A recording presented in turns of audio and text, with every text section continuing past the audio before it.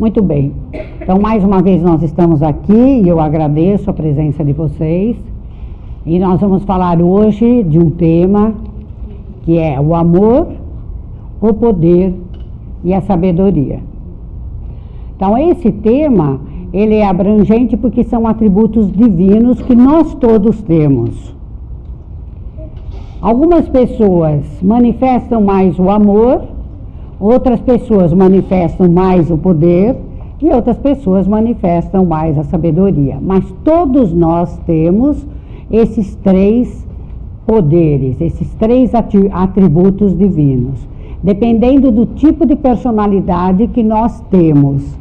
Então, as pessoas da personalidade mais da razão têm mais a sabedoria como manifestação. Mas isso não quer dizer que ela não tenha os outros dois atributos. As pessoas mais da emoção geralmente manifestam mais o atributo do amor. E as pessoas da vontade geralmente manifestam mais o poder, certo? Então hoje nós vamos ver o amor, o poder e a sabedoria como atributos divinos e ao mesmo tempo como distorções. Então, na personalidade saudável, o amor, o poder e a sabedoria trabalham lado a lado, em perfeita harmonia, alternando-se de acordo com a necessidade específica de cada situação. Eles se complementam e se fortalecem mutuamente. O que quer dizer isso? Se nós tivéssemos uma personalidade saudável o dia inteiro, todo o tempo, que é quase impossível, nós estaríamos, na hora que precisasse manifestar o poder, estaríamos manifestando o poder. Na hora que estivéssemos necessitados de manifestar a sabedoria, teríamos esse atributo disponível. E na hora que tivéssemos que manifestar o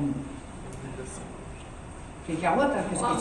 O amor, também estaríamos manifestando o amor. Porque um complementaria o outro. Então a gente estaria em perfeita harmonia todo o tempo manifestando esses três dons divinos que nós todos temos. Isso na personalidade saudável. Quando a gente está sintonizado com o nosso lado divino e saudável, a gente está a cada momento manifestando uma coisa ou outra. E elas se complementam, se misturam e seria dessa forma. Não é sempre que acontece isso. Na personalidade distorcida, no momento que nós estamos de uma forma distorcida, o amor, o poder e a sabedoria, eles podem excluir-se uns aos outros. Um fica como contradição do outro. E assim eles criam conflitos. Isso acontece porque um desses atributos é escolhido inconscientemente para desempenhar o papel principal da solução da vida e dos problemas da vida. Então, o que acontece? Se a gente traduzir isso de outra forma, quer dizer assim, quando é para a gente usar a razão, a gente usa a emoção. Quando é para usar a emoção, a gente usa a razão. Por exemplo, numa reunião de trabalho, de empresa, por exemplo, que é para você usar o racional e ver o problema que está ali, que você precisa resolver, você vem com a sua emoção e fica, puxa, mas meu chefe não me deu atenção, nem reconheceu o meu trabalho. Quer dizer, você entra com a emoção quando não é o lugar da emoção ali. Ele não é seu pai, nem seu avô, nem seu tio, nem sua mãe. A gente faz essa confusão, não é verdade? E onde, por exemplo, às vezes você é para manifestar o amor, você manifesta a razão. Seu filho chega da escola, ou seu marido, ou sua mulher, que seria a hora do abraço e de receber, você fica, mas você viu isso para mim na esquina? Você comprou aquilo que eu pedi? Certo? Naquele momento, era o momento de você acolher aquela pessoa, aquele filho, aquela situação. E a gente faz isso. E quando a gente diz que a gente escolhe inconscientemente um desses 3 atributos para desempenhar o papel principal da nossa vida, quer dizer que, de acordo com a nossa infância, a gente volta nisso, de acordo com os nossos pais, com as ideias, com os valores, com a cultura, com a religião, com tudo aquilo que a gente nasce e que a gente tem quando a gente é pequeno, quando a gente é criança, a gente vai se dando conta de que, se eu usar o poder, você pode ver, tem crianças que usam o poder, criança pequenininha, ela já descobre que ela já sabe o poder, ela já fala, ela já pede, ela já levanta a cabeça e tal. Não é? Então, a criança vai percebendo que, se ela usar o poder, ela vai sendo amada, respeitada e fazendo isso. Então, vai acontecendo durante a vida inteira que essa criança possivelmente vai ficar com o poder. Que é, se fosse de um lado, se a gente olhar do lado do atributo divino, é maravilhoso. Só que em algumas situações ele não precisa ser usado. Precisa ser o amor. Precisa ser a vontade, precisa ser a sabedoria que é para aparecer naquela hora. E aí a criança fala, todas as situações da minha vida, eu vou pegar o poder, que é bem fácil, depois eu vou pegar os outros também.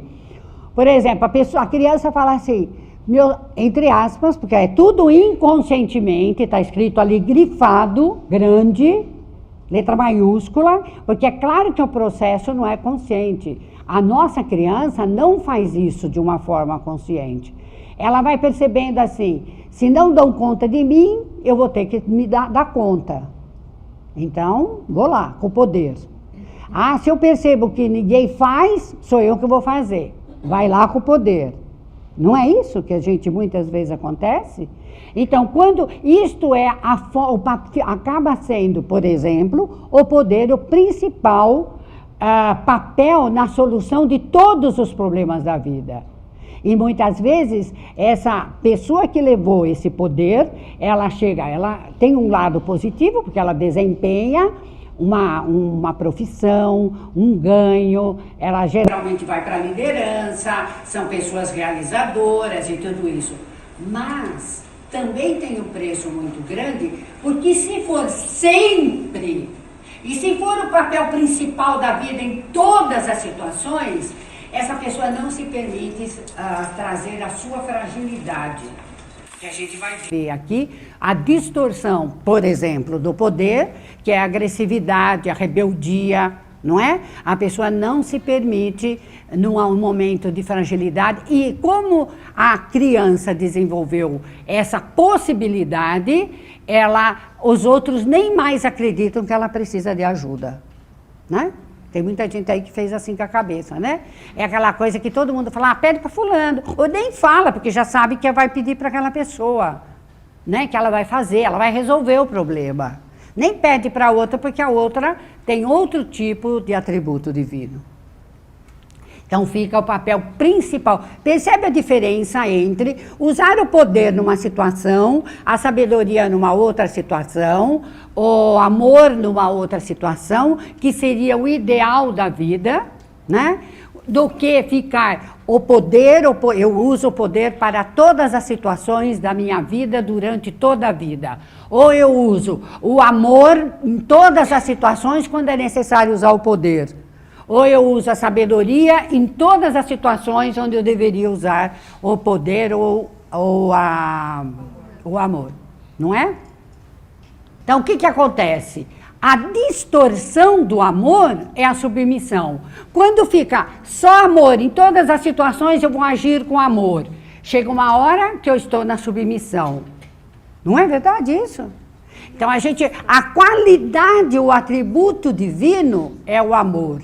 A distorção do amor é a submissão. Você usa o amor em todas as situações da sua vida. Então eu uso, a pessoa me pede, eu submeto, a pessoa fala que não consigo dizer não, a gente vai ver isso bem detalhado, não se preocupe. Mas é a submissão, eu só faço o que o outro me pede. E chega uma hora que eu estou com uma raiva terrível de mim mesma por ter feito isso. Não é? Quando a gente fica na submissão, que você não fica no amor genuíno. A distorção do poder é a agressividade, né? A distorção do poder. O poder real, o poder de realizar, o poder de decidir, o poder de fazer, o poder de estudar, o poder real é maravilhoso, é um atributo divino. Mas quando isto eu só uso o poder, chega uma hora que a gente vai para a agressividade, não é? Pode ver que quando a pessoa usa isso de uma forma exagerada, distorcida, ela é agressiva. E aí a gente nem sabe por que a gente ficou separado do outro muitas vezes, porque foi agressivo, ou no tom, da postura de alguma forma. E a distorção da sabedoria é a ausência. Não é a ausência física. A gente não está falando assim, a pessoa se ausenta, estou indo embora, tchau. Né? Mas é a ausência de sentimentos, é a ausência, é a indiferença. Né? A distorção da sabedoria é a indiferença. É aquela pessoa que a gente fala assim, está sempre voando. E a gente pensa que isso é zen. Não, isto não é zen. Porque as pessoas falam, fulana voa, ela é zen. Não, a pessoa que é zen mesmo, ela é atenciosa, ela é concentrada, ela está presente, mesmo no silêncio. Mas a pessoa ausente é aquela que está sempre no mundo da lua. Você está falando com ela, ela não percebe, ela usa isso a vida inteira, ela fica ausente dos sentimentos, porque ela é sábia, ela usa a sabedoria como atributo divino, mas ela aprendeu na sua infância, a gente volta, que como eu falei do poder, ela aprendeu na infância de que não adianta fazer nada. Então ela se ausenta internamente, não adianta. Eu falo, ninguém me ouve, eu faço e ninguém percebe. Eu estudo e ninguém valoriza. Ou eu faço alguma coisa boa e ninguém viu. Então ela se ausenta, ela fica na ausência, ela fica só com ela. Né? Em níveis mais profundos, isso vem crianças que ficam muito isoladas, né? Muito depressivas e muito isoladas. Então, nestas distorções, é claro que apresentam-se muitas variações, né? Embora uma delas seja predominante, não é? Então, muitas variações. Com algumas pessoas somos submissos, com outras pessoas podemos ser agressivos, com outras pessoas podemos nos ausentar. Mas, se na nossa infância nós tivemos um tipo de...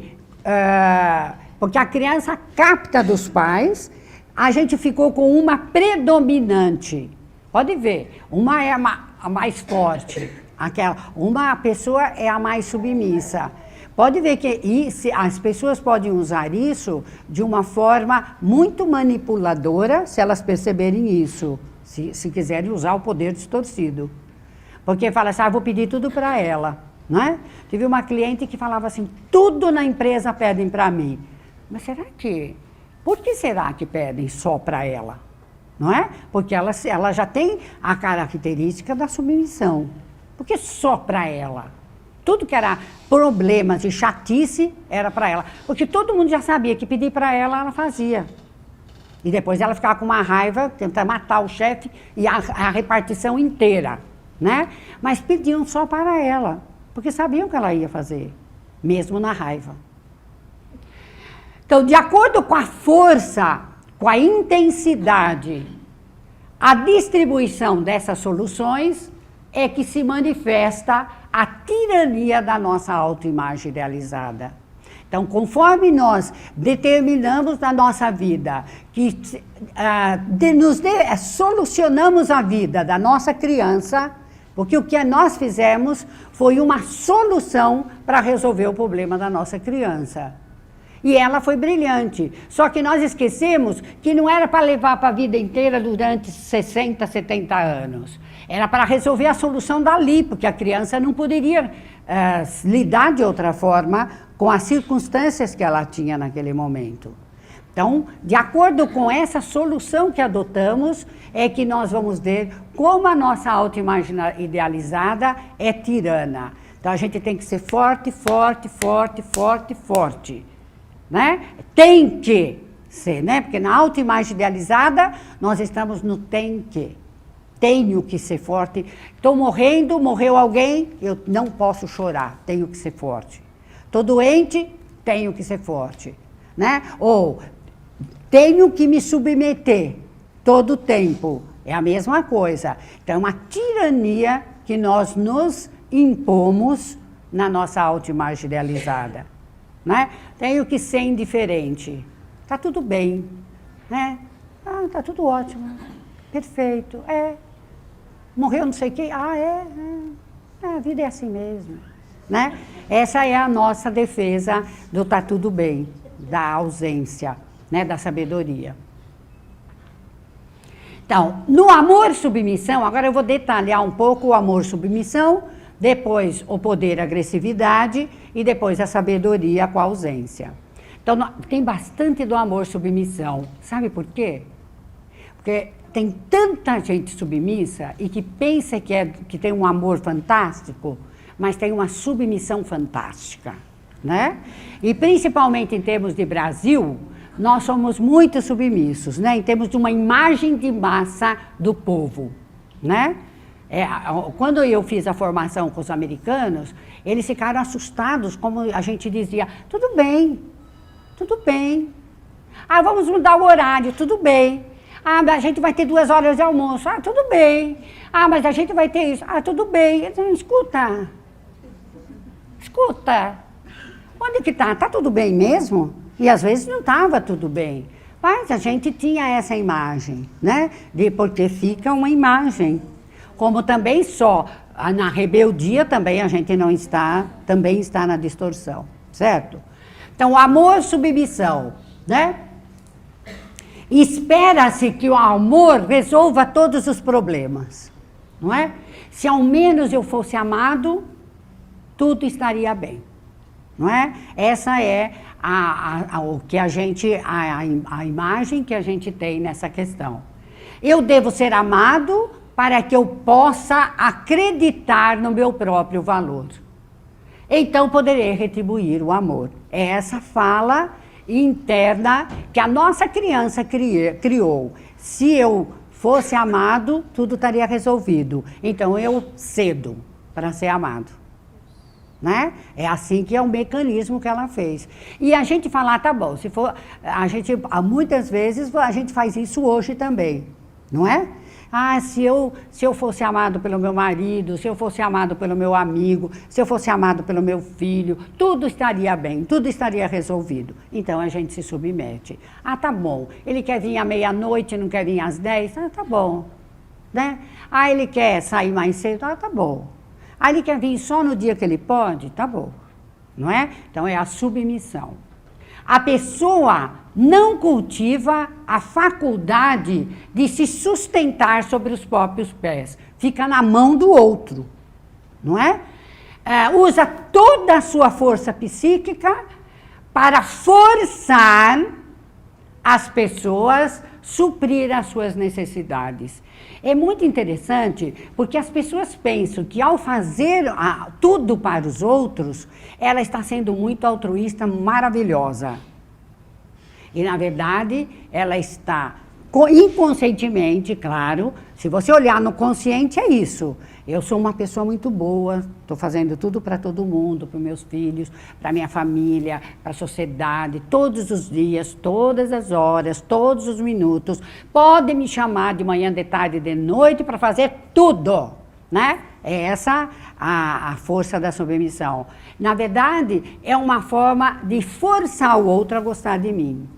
Porque é a única forma que eu acredito que eu possa ser amada, não é? E a gente não está falando de que ser altruísta, ser bondoso, que às vezes a pessoa precisa e que a gente vai, que é necessário, tudo isso está incluído. Mas esse é o atributo divino do amor, não da submissão. Fica clara a diferença. Então, no amor-submissão, a fim de receber amor, torna-se mais vulnerável e mais fraco do que realmente é. Obedece exigências reais ou imaginárias das outras pessoas. Se humilha e se submete a ponto de vender a sua alma para receber aprovação, simpatia, ajuda e amor, né? Então, é a pessoa que não quer fazer uma coisa, mas acaba fazendo. Ela vende a alma, ela se sente mal dentro dela, mas ela acaba fazendo, né? Quantas vezes nós nos sentimos fazendo isso, não é? Porque a gente acredita que fazendo isso, nós seremos amados. É essa o que está por baixo, né? Se eu faço isso, ele me ama. Se eu fizer aquilo, ele me ama.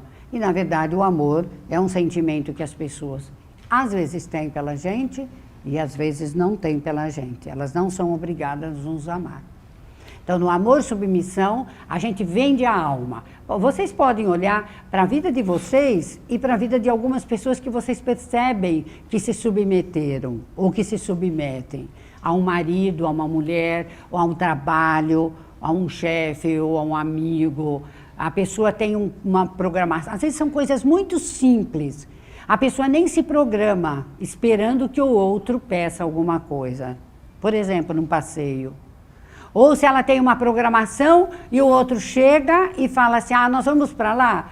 Tá bom, então desmarca com a outra pessoa. São pequenas coisas que a gente vai percebendo onde a gente se submete, não é?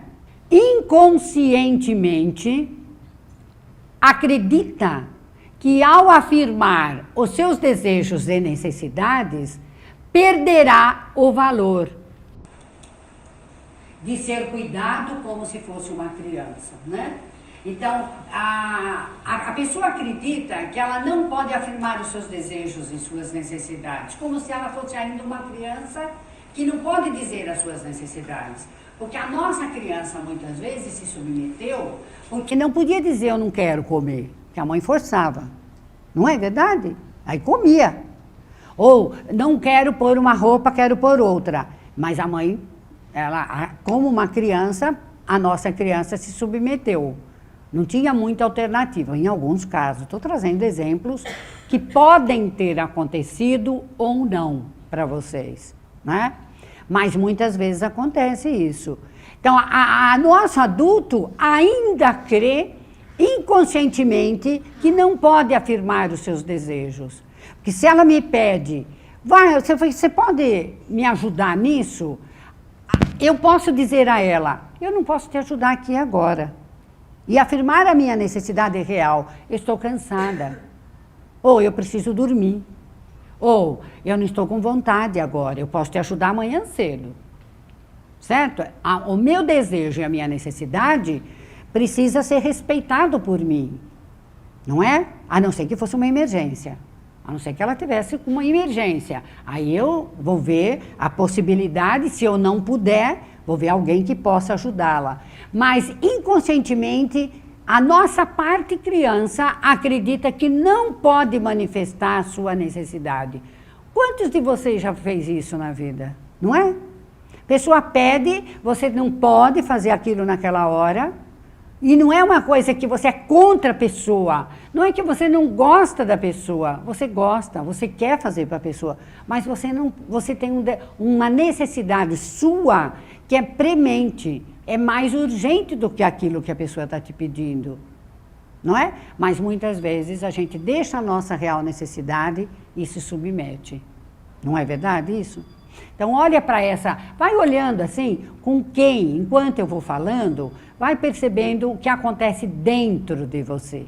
Se você julga, se você se julga, Se você fala isso é verdade com a minha mãe, com meu pai, com a minha tia, com a minha filha, com meu marido, com a minha mulher, porque esse é o trabalho, da gente ficar ao mesmo tempo que ouve, ficar olhando para dentro da gente e vendo se isto é verdade para nós. Pode não ser para você, porque você pode ter outro atributo, e isso não ser a característica principal da sua vida. Mas você pode olhar para isso em alguns momentos que você não queria fazer, ou não podia fazer, ou estava com outra necessidade real e você fez, não é? Isso a gente pode ver no trabalho. Às vezes você tem o seu horário de almoço, é uma necessidade real sua almoçar, você está com fome. E aí seu chefe fala, preciso disso daqui 5 minutos. E nem é importante. Se você perguntar para ele, é importante? Eu posso deixar para daqui meia hora? Vou almoçar agora. Não é? Ele pode dizer sim ou não. Não é? Ou se você tem em casa uma pessoa, às vezes tem coisas que não são urgentes, podem ser feitas num outro horário. Você não precisa se submeter e sempre dizer sim. Né? Ou fazer uma comida que a pessoa pediu. Coisas mil. E a gente olha isso na miudagem. Não pensa que são coisas grandes. São nas pequenas coisas do dia a dia que nós percebemos onde nós estamos nessa distorção do amor. Então, desonestamente, nós proclamamos uma submissão que não é genuína. Né? Convence-se de que a submissão é um sinal de divindade. É uma santidade e é um altruísmo. Não é? Nós não estamos, deixa eu deixar bem claro, porque quando a gente fala dessas coisas, as pessoas falam, então a gente vai virar egoísta, né? Não é para fazer mais nada para ninguém. Não é disso que eu estou falando, tá certo? Tá claro? Tem momentos que a gente pode deixar a nossa real necessidade parada num canto para atender. Ela está aqui com o bebê. Se o bebê precisa, ela precisa atender, porque o bebê não pode se cuidar sozinho, certo? Ela não pode falar, não, eu vou ficar aqui assistindo a palestra e ele que fique aí com fome, ou chore, ou tem algum problema. Não dá para fazer isso com a criança. Mas, se fosse um adulto que quisesse falar para ela, vamos comer um lanche agora, ela poderia, se quisesse, dizer para a pessoa, olha, eu vou comer daqui meia hora, que acaba a palestra, se ela quisesse. Não é? Então, olhar aqui para a gente, não é a imagem que está por trás da submissão, é essa imagem que se passou através da cultura, através da religião, muitas vezes, através da família, de que ela é uma santa. E a gente não quer abrir mão dessa imagem, dessa autoimagem idealizada. Ela é altruísta, ela faz tudo para todo mundo, ela cuida da família inteira. Né? Ela faz tudo para todos. Né? Abrir mão dessa imagem que nós criamos é um grande desafio. Eu tenho bastante do amor e submissão, viu, gente? Quando se sacrifica para ter um protetor forte e amoroso, se orgulha de sua capacidade de sacrifício altruísta. Né? Orgulha-se de sua modéstia, em nunca reivindicar reconhecimento, realização e força. É tudo mentira, né, gente? Porque vamos falar a verdade? Quem de nós não gosta de ser reconhecido, de ser... não tem problema nenhum, não precisa, não tem problema. Fiz um relatório maravilhoso, entreguei no dia certo. Não preciso, imagine se eu preciso disso. Claro que a gente gosta, que a gente gostaria que a pessoa falasse, foi um bom relatório. Não é? É uma falsa modéstia essa, né? Ela fica nessa, mostra a sua força, não mostra a sua real força, o seu desejo, a sua necessidade de reconhecimento, de realização, de potencial, não é? E se orgulha do seu sacrifício altruísta. Nossa, mas ela saiu de madrugada, foi levar não sei quem, não sei aonde, depois foi para o trabalho, depois fez isso, depois fez mais aquilo, fez, é uma santa, né? É um sacrifício, é um alto sacrifício, se orgulha disso, não é? Todo mundo já sabe, bem pensou em alguém ou em você quando vê isso, não é? Por baixo disso, tem uma autoimagem idealizada, né? E abrir mão dessa autoimagem idealizada é um grande desafio. Ainda amor, submissão. Espera forçar o outro a sentir ser amoroso e protetor com relação a ele. Eu vejo isso muito no consultório, porque a pessoa fala assim, não, eu fiz por amor. Muitas vezes, né? Depois fica cobrando, né? Então se submeteu, não fez por amor. Porque fica assim, quer ter um protetor, uma pessoa que fica com relação a ele como um protetor, né? Uma pessoa que fala, nossa, porque o reconhecimento e a valorização é uma coisa. Tem que falar toda hora, mas você é maravilhosa. Ai, mas você foi muito boa. Ai, você... Como um pai que fica todo o tempo falando para um filho que ele fez um bom trabalho. O nosso adulto sabe se você fez, se você não fez. O reconhecimento vem para o adulto, vem como uma forma boa para a gente, mas não como uma coisa que a gente depende. Porque a criança depende. A nossa parte adulta é gostoso, mas não depende. Sabe se fez e se tem valor ou não. Então, olhar para isso, a gente acaba forçando que o outro tenha o mesmo tipo de trabalho com a gente. Ah, se eu levei ela no trabalho, ela tem que me levar também. Se eu fiz o bolo que ela queria, ela também tem que fazer um bolo para mim. Se eu emprestei um dinheiro para ela, ela tem que me emprestar também. Então, é uma forçação de barra na submissão. Como que a pessoa não fez isso comigo? Que eu fui bom para ela durante 30 anos. Já não viram essa frase? Nossa, ela foi uma santa. Ou ele foi um santo durante 30 anos. Como que ele fez isso para ela, isso agora? Ou como que ela fez isso para ele? Né? Essa frase é muito comum. Ela não foi uma santa, ela foi uma submissa. E ele também foi um submisso. No amor-submissão, pode descobrir uma relação de indiferença e desprezo para todos que tentam se impor sobre ele. A pessoa que está nessa distorção da submissão, ela tem uma indiferença e o desprezo para quem quer se impor, né? Porque ela está tão acostumada a se submeter que a outra pessoa tem que estar sempre no mando e ela se submetendo. Ela não consegue se colocar, não é? E ela fica nesse lugar. Sempre que tem um submisso, tem um algoz. E sempre que tem um algoz, tem um submisso. Não existe isso sem. Então, se você se sente mais na submissão, é porque você permite que a outra pessoa faça isso com você. Não é? Ou porque quer ser amado, quer ser reconhecido como uma criança que precisa de proteção. No amor-submissão, a gente pode invejar aquilo que despreza. Então, a gente inveja aquilo que a gente despreza. Né? A gente vê isso quando a gente fala assim, mas fulana disse não, como é que e a gente fala, a gente despreza, fala, fulana disse não para não sei quem, ela não é uma boa profissional. Na verdade, você está com muita inveja, porque ela disse, eu não vou ficar até depois das 6. E você não consegue dizer isso. Por exemplo, né? Ou ela fala, não, eu preciso tomar café agora, porque eu estou ou eu preciso ir ao banheiro, e você não consegue.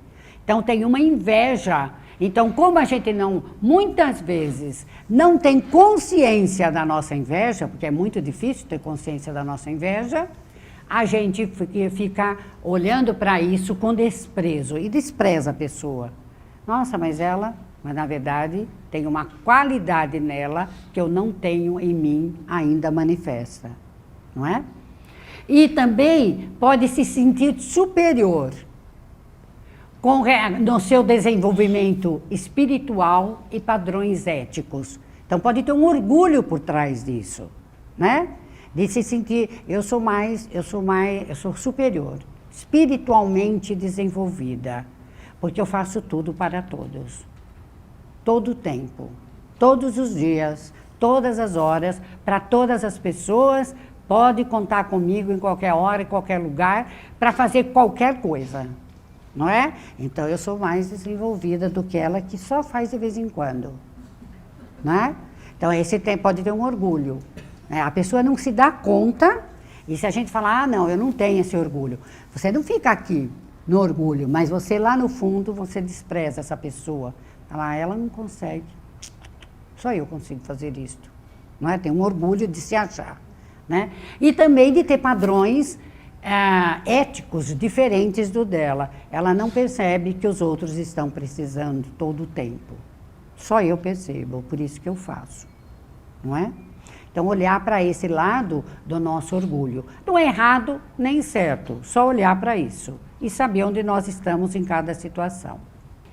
No amor e submissão, a gente tem orgulho do seu martírio autossacrificante, né? Orgulho do martírio autossacrificante. É uma loucura, né?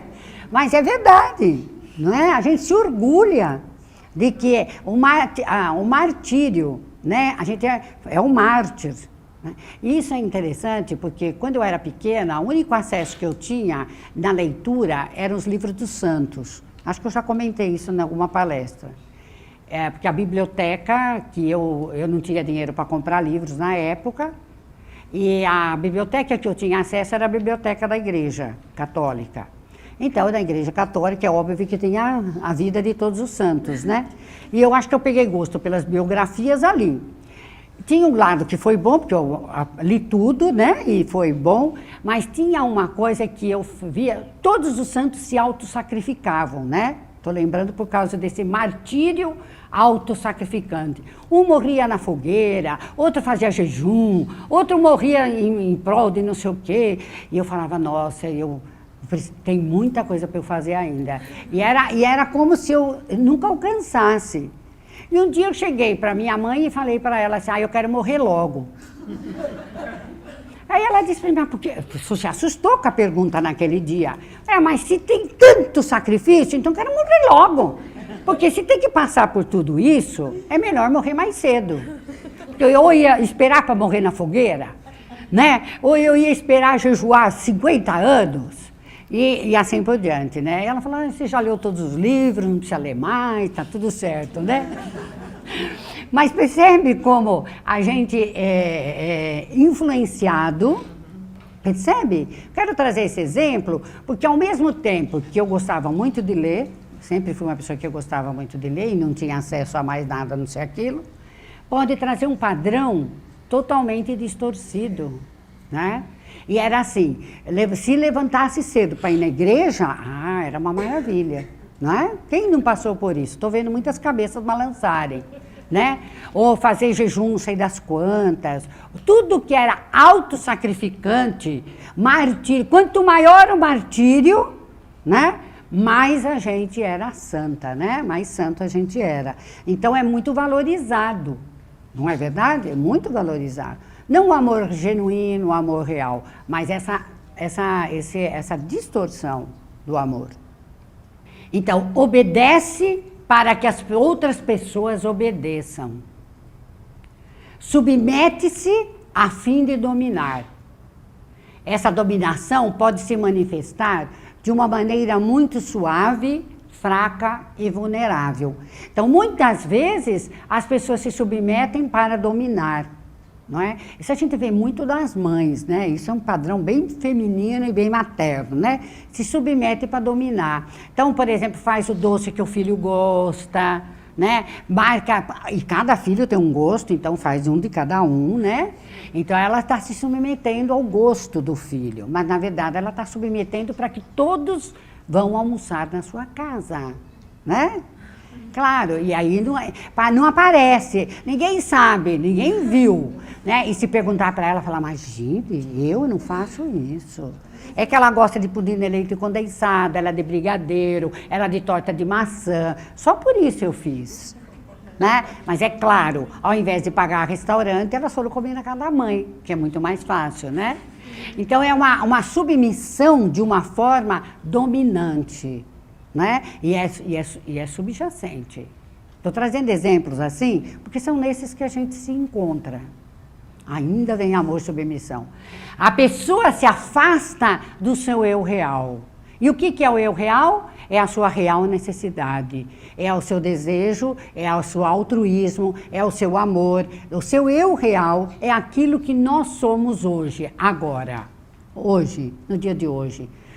Eu tenho necessidade de fazer algumas coisas, então eu ajudo dentro das minhas possibilidades. Eu não sou a Madre Teresa de Calcutá, eu sou Lourdes Gaspar. Né? Eu não sou, também não sei se ela fazia tudo, né? Mas vamos supor que ela fizesse. Então, a gente não olha, o eu real é aquilo que nós somos, não aquilo que nós gostaríamos de ser. É aquilo que nós somos no dia de hoje.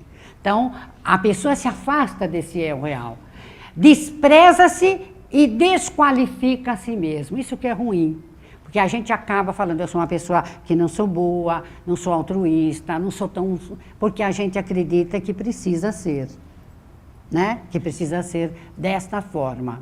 Então, afasta-se do que é divino em você. Afasta-se daquilo que você realmente pode fazer no dia de hoje, mesmo que imperfeito e pequeno. A autoimagem idealizada do amor-submissão diz assim: você deve estar sempre por baixo, nunca autoafirmar-se, sempre abrir mão, nunca descobrir falha nos outros, amar todo mundo, nunca reconhecer seus próprios valores e realização. Só de ler eu fico cansada, né? Imagine se é possível a gente sustentar esse padrão durante toda a nossa vida. Não é? E é isso que a nossa autoimagem idealizada do amor distorcido diz para nós. Você deve fazer isso daí, senão você não é uma boa pessoa. É impossível da gente fazer isso, não é verdade? Impossível. Sente-se envergonhado do ressentimento e qualidades de dominação que se esconde por trás. Então, a gente, no fundo, lá no nosso inconsciente, a gente se sente com vergonha, porque a gente tem esse sentimento de dominação que está por baixo, que caminha por baixo. A pessoa que se submete, muitas vezes, ela está, de uma forma, tirando o seu próprio poder, não manifestando o seu próprio poder. Então, ela se sente envergonhado desse ressentimento e dessa dominação que ela poderia ter. Dominação no sentido de domínio, no sentido de ser dono da sua vida, no sentido de se poder fazer aquilo que ela quer fazer. Não é? Então, tem esse lado da submissão. Orgulha-se de suas falhas, confirmando assim a sua vulnerabilidade e, consequentemente, forçando os outros a amá-lo e protegê-lo. Né? Então, orgulha-se de suas falhas. Tem pessoas, não sei se a pessoa que é muito submissa, ela fala, mas eu sou uma porcaria mesmo, não tem jeito. Olha, não tem jeito, olha, eu já trabalhei muito isso, mas não vai dar certo, sabe? Eu sou mesmo assim, muito ruim, olha, meu pai era assim, mas eu sou muito ruim. Então, orgulha-se de suas falhas. No fundo, ela acredita que ela só pode se submeter mesmo, né? Porque tem muitas falhas, né? Muitas falhas. Então, ela se orgulha de que ela não tem. Tem uma pessoa que quando a gente se encontrava, ela só falava as falhas dela. Aí um dia eu falei para ela, mas você percebe que você fala as falhas para que a gente possa falar as suas qualidades? Ela fazia um jogo para que a gente falasse as qualidades, porque ela não sabia das qualidades. Percebe a loucura? Uhum. Não é? A dor que isso significa? Eu sou ruim mesmo, se você fui uma péssima mãe, meus filhos estão... Só trazia essa parte, porque era a única forma que ela via de poder trazer, de poder estar que a outra pessoa falasse para ela. Orgulha-se de amar todas as pessoas e de considerar todos os seres humanos como bons, pois ele precisa disto para manter a sua atitude submissa. Em realidade, ele só se importa que as pessoas o amem, apreciem, aprovem e protejam. Certo? Então, de alguma forma, aí tem um orgulho de que fala assim, todas as pessoas são boas, todas as pessoas são boas. Sim, a maioria das pessoas são boas, mas as pessoas não são boas 24 horas por dia, durante 60 anos, todos os dias e todas as noites, em todos os minutos, não é? Então, orgulha-se de dizer isso, né? Porque isso mantém a atitude de submissão, né? Se as pessoas são boas, eu preciso me submeter a elas.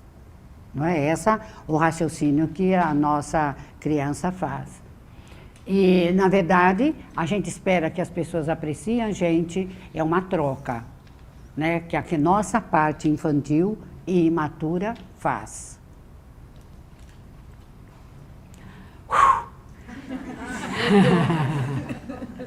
Percebe que essa energia da submissão é uma energia pesada? Percebe? Como ela é pesada, né? E percebe quando uma pessoa se submete a você, também é pesado? Né? Não quando você pede e a pessoa pode fazer, mas quando é uma submissão sempre. A gente, no fundo, a gente não admira uma pessoa submissa. Né? Você fala, amém, amém, vamos para lá, vamos para cá, vamos. Vamos comer isso, vamos comer aquilo, vamos. Vamos fazer isso, vamos. Não vamos, vamos viajar, vamos. Não vamos viajar, então não vamos. Então, não é? É muito pesado. Uma pessoa submissa é muito pesada, né? E a energia, vocês viram com a energia assim, vai pro chão, né? Essa energia. E a gente fica falando sozinha. Então, é bom para a gente olhar isso, porque nessa energia a gente precisa trabalhar muito, nessa submissão. E é um padrão, muitas vezes, feminino, que eu vejo, principalmente no consultório, que as mulheres se submetem muitas vezes, mas no fundo elas são as mandonas e as controladoras. É verdade o que eu estou falando. Só que é de uma maneira tão sutil, tão arrumadinha, que os homens nem percebem. Por isso que ótimo que tem vários homens aqui, que vão ficar mais antenados com as mulheres, né? Então, no poder agressividade, tá? A solução que algumas das nossas crianças usou como padrão principal pode ter sido o amor, até agora foi o amor-submissão. Agora nós vamos olhar como algumas das nossas crianças teve esse padrão e como nós possivelmente temos esse padrão. A pessoa pensa que ter poder e independência dos outros resolverá todos os seus problemas. É essa a solução na criança. Se eu tiver independência e poder, eu vou resolver todos os meus problemas. Eu sou autossuficiente e resolvo tudo e não preciso de ninguém. Né? Quantos de nós não fez isso na vida? Né? Se eu não depender do meu pai, eu vou ter poder e eu vou resolver a minha vida. Vou ser independente. Se eu não depender da minha família, a mesma coisa. Se eu não depender do dinheiro deles, a mesma coisa. E no fundo, a gente sabe que isso é uma distorção, porque muitas vezes nós precisamos das outras pessoas. Claro. E nós sempre temos uma interdependência, seja com as pessoas, com as situações, com tudo, não é? A criança em crescimento acreditava que a única maneira de estar a salvo era tornando-se tão forte e invulnerável, tão independente e sem emoções, que nada e ninguém poderiam atingi-la, não é? Então, no poder, foi isso que a criança em crescimento fez. Ela falou, se eu for independente, se eu for forte, se eu resolver todos os meus problemas, se eu for para lá, eu vou resolver tudo isso e eu não vou precisar, ninguém vai me atingir. Não é isso que a gente faz, né, no poder? Eu posso ter dinheiro. Quantas vezes a gente escutou essa frase? Eu posso ter dinheiro, ou eu posso porque eu trabalho, ou eu posso porque eu banco a minha casa, ou eu posso, não que isso seja ruim, no verdadeiro sentido, mas se isso é um padrão, se você está doente e você fala, eu posso, você está numa distorção, percebe? Porque na doença você precisa de uma outra pessoa, você precisa do médico, você precisa dos remédios, você precisa de carinho, você precisa de sustentação energética de outras pessoas. Nós estamos falando, a criança fez isso e levou isso para todas as situações. Mesmo quando precisa, não pede. E quando pede, como já desenvolveu isso, ninguém acode. Né? A gente fala, ela é forte, ela aguenta. Ou ele é forte, ele aguenta. Então, deixa para ele. Fica envergonhado quando as emoções vêm à tona e as considera como fraqueza, né? Então, quando a pessoa chora, pede desculpas. Né? Geralmente, o tipo poder na distorção, chora, pede desculpas. Ou quase nunca chora. Né? Fica durão lá. Está quase desmaiando, mas aguenta. Né? Quem já viu isso pode perceber. A pessoa está morrendo, mas aguenta. Você pergunta para ela, você precisa de ajuda? Não. Né? Quer que eu ajude? Não. Hoje eu estava com uma senhora, bem idosa, não sei quantos anos. Ela estava com uma coisa numa mão, com a outra coisa numa mão.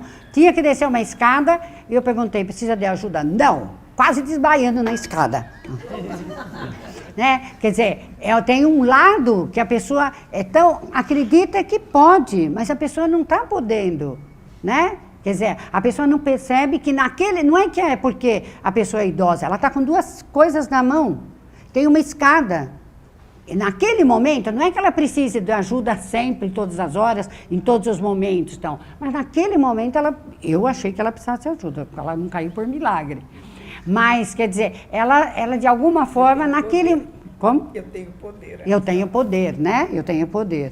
Então, a pessoa não se dá conta, ela tem vergonha, que considera fraqueza, né? Sentir as emoções, chorar, pedir ajuda. Eu sou fraco, né? Aí tá clarinho. Nunca deve falhar em nada, né? Sempre tem que ser melhor que o outro. Né? Tá clarinho a letra, mas sempre tem que ser melhor que o outro, sempre tem que ser forte, sempre tem que resolver, só ele pode resolver. É aquela pessoa que fala assim, não adianta pedir, né? Vou pedir, não adianta pedir, vou fazer e pronto, não é verdade? Se eu pedir, não vai fazer direito, então eu vou fazer do meu jeito. Então, geralmente, nunca deve falhar em nada. E quando falha em alguma coisa, fica terrivelmente mortificada. Ela está dizendo compete. A pessoa do poder e da agressividade compete com o outro o tempo todo. Né? É uma competição, uma rivalidade. Na distorção, claro, né? Nós estamos falando na distorção. Cultiva uma rudeza, uma agressividade, um tom rude. Às vezes a pessoa até é delicada, é bondosa, mas naquela hora ela está na rudeza, na rispidez. Né? Às vezes a pessoa fala assim, poxa, eu não falei nada para outra pessoa, mas o tom foi cortante, como uma faca. Né? Então essa energia passou para outra pessoa. Sofre com seu isolamento. Né? Sofre com isolamento, porque está sempre na agressividade. Então, geralmente, sofre com seu isolamento. E não deve amar ninguém. Né? A premissa de uma pessoa que usa a distorção do poder é eu não devo amar ninguém. Porque eu não posso sentir emoção, não posso sentir fraqueza, então é melhor não amar ninguém. E eu cuido de mim sozinha, também não preciso de ninguém, né? Porque se eu sou autossuficiente todos os dias, todas as horas, e cuido de mim sempre, para que eu vou ter outra pessoa? Ou outras pessoas? Não é? Sua autoimagem idealizada dita padrões que não precisa de ninguém, que é inteiramente autossuficiente, que não necessita de amor, amizade ou ajuda. E usa a racionalização, né? Então fica nisso, não preciso de ninguém, não preciso de ajuda, não preciso de amizade, não preciso da minha família também, eu posso viver muito bem sozinha, Não preciso. Quem se quiser ligar para mim, liga, mas eu não preciso que ligue, né? Então, no fundo, tem uma dor muito grande, né, desse isolamento. O mundo e as pessoas são más. Como o da sabedoria disse, todo mundo é bom, o do poder diz assim, todo mundo é mau a princípio. Então, eu tenho que me defender. Então, vou usar o meu poder sobre eles, né? De alguma forma, a criança pegou isso, o mundo é mau, os meus pais são agressivos, a escola é agressiva, todo mundo é mau, todo mundo vai me castigar. Eu vou levar sempre. É essa a imagem que a criança fez. Orgulha-se de sua objetividade, porque se ela não racionaliza, então usa objetivamente. É assim, tá. Subjetivo. Entre aspas, essa objetividade, né? No fundo, essa palavra quer dizer rigidez. É assim. Como uma justificativa de não gostar de ninguém. Então, usa dessa objetividade para não amar ninguém. Ah, mas também essa fulana vai fazer isso, aquela lá vai mandar eu fazer aquilo, a outra vai dizer para eu fazer aquilo, então eu não preciso de ninguém. Tem orgulho de sua hostilidade e espírito de luta agressivo, né? Então, tipo poder, quando é essa distorção, ele tem... Eu gritei mesmo. Sabe o que eu fiz hoje? Pus o barraco, como que fala? Fiz um barraco, como que é a história do barraco? Armei um barraco. Rodei a baiana, armei um barraco. E se orgulha disso. Sabe o que eu fiz com ela? Eu falei mesmo isso e mais aquilo. Muitas vezes a gente usa isso, né? No lado distorcido. Sempre a gente vai olhar do lado, quando a gente está falando, do lado distorcido. Sabe o que? Eu não engoli nada, não. Fui para casa, não engoli o que ela falou, não. Na hora eu devolvi, não é? Então, orgulha-se disto, dessa hostilidade. Agora vem a sabedoria, a serenidade e a ausência, né? Até que, enfim, mudamos também. Então, fica claro o poder genuíno e a distorção do poder. É inconsciente de que os sentimentos existem. O tipo sabedoria, serenidade, eu não sinto nada. Morre alguém? Foi pro céu. Né? A vida é assim mesmo, é verdade. Tá? Mas olha, tá melhor, descansou. Né? Não sente nada. Dá-se uma criança falar, mas nasceu. É menino ou menina? É menino. Né? Não sente nada. É inconsciente de que os sentimentos, nem sabe que existe sentimento, né? E todas as vezes que ele vem à tona, sente chocado, pois eles são contra as suas exigências, né? Então, fica chocado. Como que eu chorei por causa de nada? Como que eu fiquei triste por causa de nada? Como que eu fiquei alegre só porque eu vi aquele filme?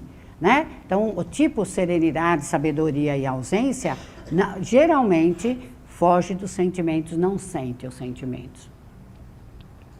As exigências da autoimagem idealizada desse tipo devo olhar de modo benigno e desapegadamente para todos os seres humanos, conhecendo suas fraquezas e qualidades, mas sem ser afetado ou incomodado por nenhuma delas, né? É quando a gente fala assim, tá bom, eu sei que é isso mesmo para toda a humanidade e não posso ser afetado por nada. Tem isso na África, nossa, né? Terremoto, um tsunami, nossa, um incêndio, nossa, né? Então, eu olho isto, vou fazer uma oração, né? Fazer uma oraçãozinha para eles. Né? Então, olha de uma forma desapegada, não se envolve, não sente nada. E não é má a pessoa, ela desenvolveu essa solução porque foi a única forma que ela teve de sobrevivência. Né? As exigências da autoimagem idealizada são irreais e irrealizáveis. Né? Isso inclui o orgulho e a hipocrisia e considera-se acima dos outros. Os outros sofrem pela humanidade, os outros se abalam, os outros são os outros. né? Então, de alguma forma, se sente superior porque vê isso de uma outra forma. Não entre em contato com as emoções, porque isso é bobagem. Bobagem, entrar em contato com as emoções. Então, as imposições da autoimagem idealizada exigem ao mesmo tempo, olha um pouco a loucura que tem aqui, que a pessoa seja sempre altruísta, a fim de obter amor, egoísta para conseguir poder, completamente indiferente e alheia às emoções para não ser perturbada. Isso leva à culpa, à vergonha, à inadequação e, consequentemente, à frustração e o autodesprezo. Então, é muito doloroso, né? Para nós, quando nós estamos também nessa distorção da sabedoria. Na autoimagem idealizada dos 3 tipos, do amor, do poder e da sabedoria, a onipotência está sempre presente. A gente não consegue ficar, ainda bem, nessa distorção o tempo todo. Porque a gente não é boa o tempo todo, a gente não tem esse poder o tempo todo e a gente não tem também essa sabedoria o tempo todo. Né? Então, na autoimagem idealizada, somos onipotentes. A gente acredita que pode fazer o que quiser. A gente acha que pode. Então, aí tem os 3 tipos e as 3 distorções. Os 3 atributos divinos e, ao mesmo tempo, as 3 distorções. E se nós pudéssemos dizer da negatividade desses 3 atributos divinos, seria do amor, seria o medo. Do poder, seria a obstinação. É do meu jeito. E agressividade é a máscara, é a solução. O eu inferior, a negatividade, seria a obstinação, é do meu jeito. E a sabedoria é o orgulho.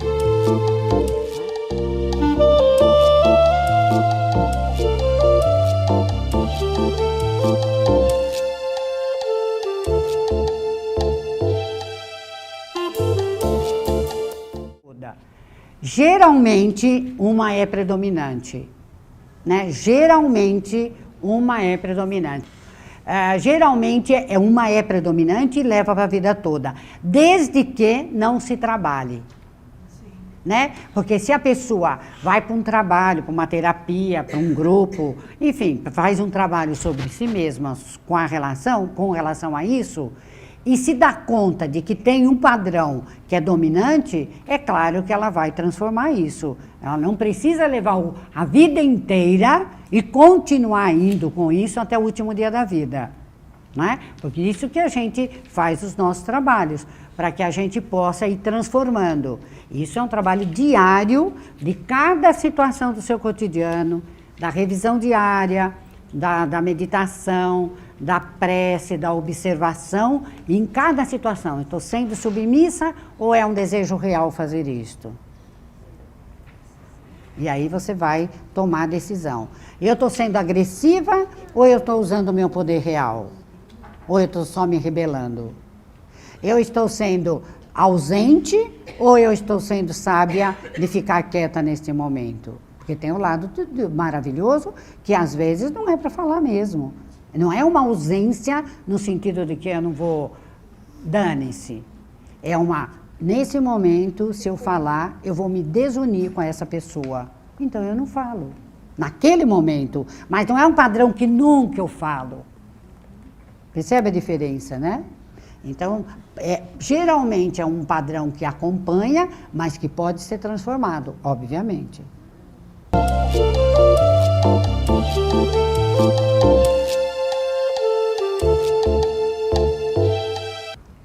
Primeiro, você não fazendo dela uma submissa, né? Porque se você percebe que ela é submissa, você ajuda fazendo com que ela não seja. O que eu percebo é que se você não for submissa, você já dá o exemplo do que é não submissão. Então, você já dá um exemplo, isso já ajuda. Mas é muito desafiador você transformar uma pessoa Primeiro, se ela não está pedindo para ser ajudada. Segundo, que você pode estar interferindo numa coisa que ela não está conseguindo sustentar de outra forma. Porque se a pessoa é submissa, ela já tem um jeito de viver e que ela está moldada naquele jeito. E às vezes, se você começar a falar para ela, se ela tiver vontade, se ela quiser ouvir, tudo bem. Mas, se você quiser começar a impor, ou ficar falando, ou querer fazer isso, ela pode se desajustar de uma tal forma que ela não consiga viver de outra forma. E vai ficar muito infeliz. Sem uma ajuda. Né? Isso, cada caso é um caso. Você precisa ver como. O que eu percebo é que a gente ajuda muito através do exemplo. Se você não for e ela perceber isso, ela vai olhar. E às vezes é possível dar um toque para a pessoa. Você quer mesmo fazer isso? Né? Por exemplo, se alguém pediu uma coisa e ela quer, você quer mesmo fazer isso? Por exemplo.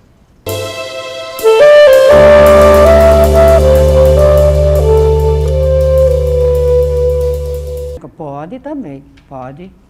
Porque é uma outra forma. Na verdade, é uma moeda de dois lados. É a moeda de dois lados. A submissão, quando você se submete, o poder está no outro. Quando você se rebela, o poder está no outro. Percebe o que eu estou falando? Que é a mesma coisa. Hã? Você não percebeu? Se você se submete, o outro tem poder sobre você. Tá claro? Tá. Se você se rebela, o outro também tem poder, porque você está se rebelando contra o outro. O outro está no poder. O outro você está dando poder para ele. O outro está no poder. Porque se você falar, não, o que eu vou fazer? E olhar dentro de você, e eu posso falar, eu posso fazer. Mas na rebelião, o outro ainda tem poder. Por que um jovem adolescente se rebela? Porque o pai tem poder. Ou a mãe tem poder. Porque se o pai e a mãe não tivessem poder, ele fazia da vida dele o que ele queria. Podia se rebelar, podia sair, podia fazer o que ele quisesse. Ele se rebela porque o poder está no outro. Numa ditadura, não vou entrar em coisa política, eu não entro. Mas numa ditadura, as pessoas se rebelam porque o poder está na mão do outro. Se tivesse na minha mão, eu não sabia rebelar. Por exemplo. Mas eu não vou entrar nesse mérito.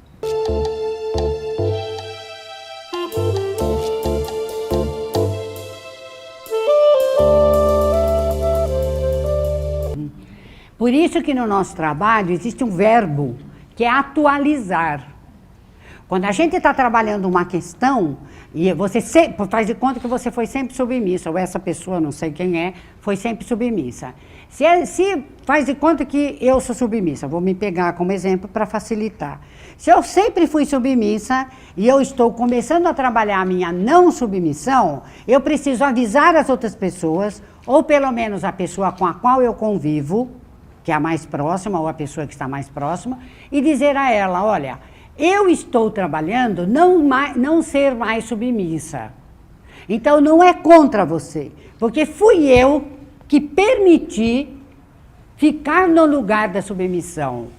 Mas como eu estou trabalhando isso, estou avisando você. Então, se em algum momento você me pediu uma coisa e eu disser a você que eu não vou fazer, não é contra você.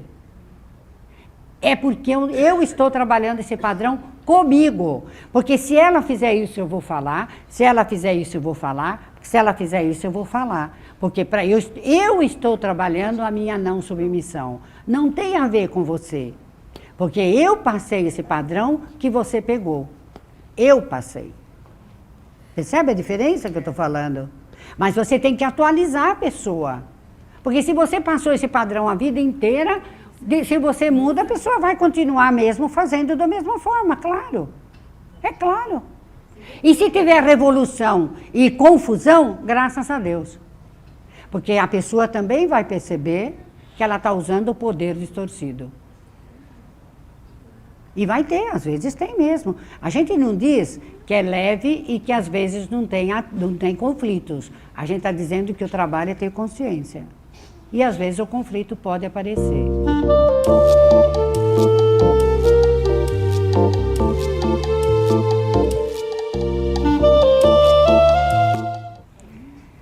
Essa é uma solução que ela encontrou e que pode ser boa para ela, né? Então a gente inclui isso também na nossa palestra, mas vocês podem olhar para isso como sendo uma das possibilidades que para você pode ou não ser boa, né? E é uma das possibilidades, porque cada um de nós somos seres singulares, únicos, e cada momento pede uma solução. Então, se a gente tem alguma coisa como um padrão, seja ele qual for, positivo ou negativo, você está na imagem. É como se fosse um quadro, porque a imagem é como se fosse uma fotografia. Um quadro, uma imagem. Pega uma imagem que você vê, então isso é uma coisa fechada. Procure ver o movimento do dia, a cada circunstância, a cada momento do seu dia, desde a hora que você acorda até a hora que você dorme, o seu dia tem muitos movimentos. Se você se propuser a falar, onde eu estou agora? Estou no amor genuíno? Estou no poder genuíno, estou na distorção do amor, estou na agressividade, estou na minha ausência, estou na minha submissão, estou no meu amor. Se você faz essa curva e chega no fim do dia e relata para você mesmo essa revisão diária, você vai ver os denominadores comuns, vai ver se você ficou mais na submissão, mais no poder real, mais na sabedoria, mais ausente e distanciado dos sentimentos, e cada dia você vai trabalhando essas questões, né? Então é bom a gente incluir as infinitas possibilidades que existem, né? Incluindo a que ela trouxe também. Então eu quero agradecer vocês por estarem aqui, agradecer a presença. E se quiserem, venham no dia 24 com a autoestima, tá bom? E já vão pensando um pouco o que é autoestima para vocês, tá bem? Até.